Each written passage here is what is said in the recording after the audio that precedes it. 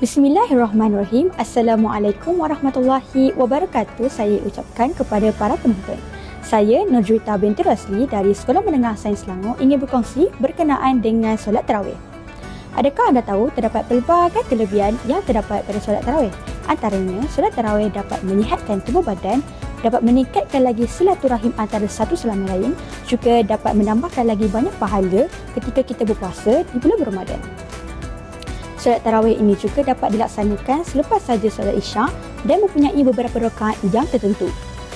Bilangan maksimum rakaat bagi solat tarawih ialah sebanyak 20 rakaat, manakala bilangan minimumnya ialah sebanyak 8 rakaat.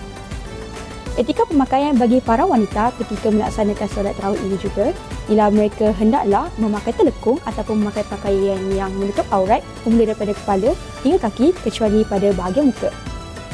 Bagi para lelaki pula, mereka hendaklah memakai pakaian sopan dan memakai pakaian yang menutup aurat bermula daripada pusat hingga lutut. Solat tarawih ini juga dapat dilaksanakan secara bersendirian ataupun secara berjemaah.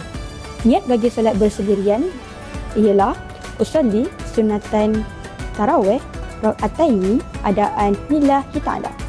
Bagi secara berjemaah pula ialah usolli sunatan tarawih rakaataini makmuman lillahi ta'ala. Baiklah, itu sahaja daripada saya. Yang baik itu datang daripada Allah, yang buruk itu juga datang daripada Allah atas kesilapan saya sendiri. Sekian, wabillahi taufiq wa hidayah. Wassalamualaikum warahmatullahi wabarakatuh.